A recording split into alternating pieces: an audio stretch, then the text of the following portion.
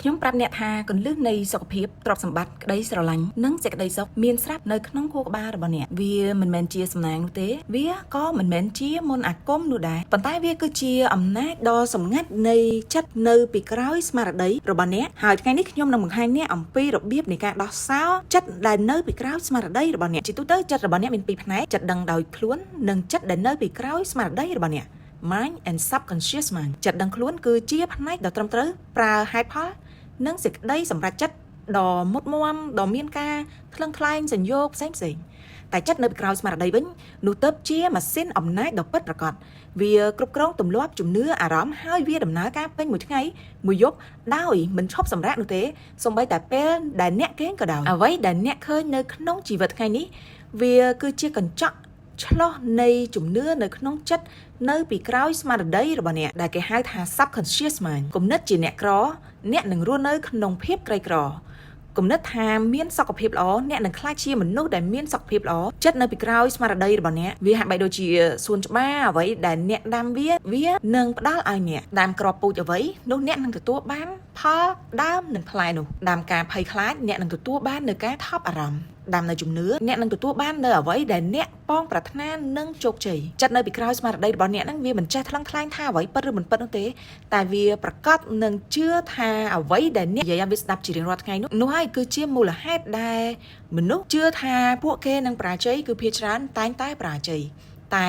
សម្រាប់មនុស្សដែលគិតថាពួកគេឈ្នះបើទោះបីជាជួបប្រទះទៅនឹងឧបសគ្គយ៉ាងណាក៏ដោយគឺចុងក្រោយតែងតែទទួលបាននូវជ័យជំនះវិធីដ៏លឿនបំផុតនៅក្នុងការផ្លាស់ប្ដូរចិត្តស្មារតីរបស់អ្នកគឺជាការនឹកស្រមៃដែលយើងអាចហៅបានថា visualization និងការបញ្ជាក់ដោយវិជ្ជមាន positive affirmation ដើម្បីអនុវត្តនៅការងារនេះគឺយើងអាចធ្វើការបិទភ្នែក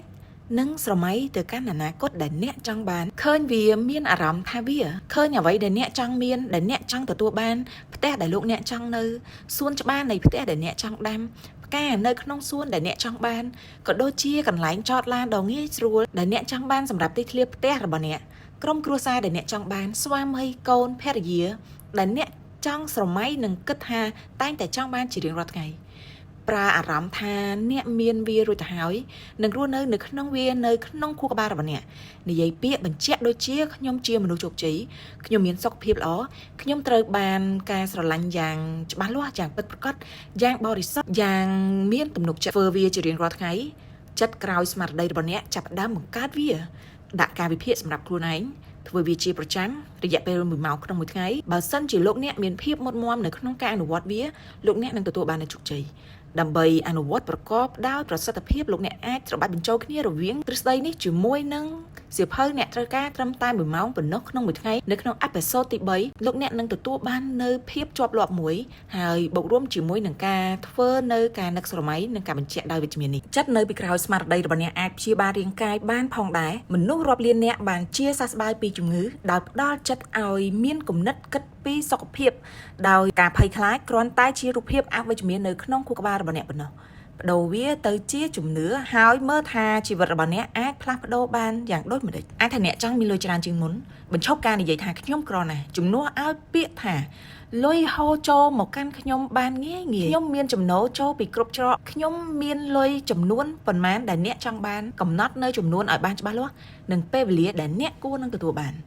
ចង់មានក្តីស្រឡាញ់កុំគិតថាគ្មាននរណាស្រឡាញ់ខ្ញុំនោះទេត្រូវតែចាប់ផ្ដើមខ្លួនឯងថាខ្ញុំមានតម្លៃនៅក្នុងការដែលត្រូវឲ្យគេស្រឡាញ់ហើយខ្ញុំតាក់ទាញវាជារៀងរាល់ថ្ងៃចិត្តក្រោយស្មារតីរបស់អ្នកនិងទំនាក់ទំនងមនុស្សនិងឱកាសដែលត្រូវនឹងជំនឿរបស់អ្នកចូលមកកាន់ខ្លួនរបស់អ្នក You will become what you think អ្នកនឹងក្លាយទៅជាអ្វីដែលអ្នកគិតគន្លឹះមួយដ៏មានអានុភាពសម្រាប់យកទៅអនុវត្តមុនចូលគេនៅក្នុងចិត្តដឹងខ្លួននៃការឈប់ដំណើរការចិត្តនៅក្រោយស្មារតីចាប់ផ្ដើមកាន់តែមានអំណាចខ្លាំងដូច្នេះហើយកុំចូលគេងដោយទឹកចិត្តនៃការព្រួយបារម្ភជំនួសវាដោយនិយាយពាក្យវិជ្ជមានដូចជាស្អែកនេះខ្ញុំនឹងមានភាពអស្ចារ្យខ្ញុំនឹងមាន miracle ខ្ញុំនឹងទទួលបាននៅអភូតហេតុដ៏ជោគជ័យអ្នកគឺជាអ្នកដែលកំពុងតែសរសេរនិងចារទុកនៅគំនិតនៅក្នុងក្តីសុបិនរបស់អ្នកអនាគតរបស់អ្នកគឺជាអ្វីដែលអ្នកគិតការគ្រប់គ្រងកំហឹងនិងការឈឺចាប់វាគឺជាអ្វីដែលស្ថិតនៅពីក្រោយចិត្តនៃស្មារតីរបស់អ្នកអត់ឱនបំភ្លេចចោលហើយអនុញ្ញាតឲ្យចិត្តនេះមានសេរីភាពនៅពេលដែលអ្នក អត់អោនសម្រាប់ខ្លួនឯងអ្នកព្យាបាលខ្លួនឯងហើយបើកទ្វារទៅរកសេចក្តីសុខនិងភាពសម្បូរបែបនៃជីវិតរបស់អ្នកទៅតាម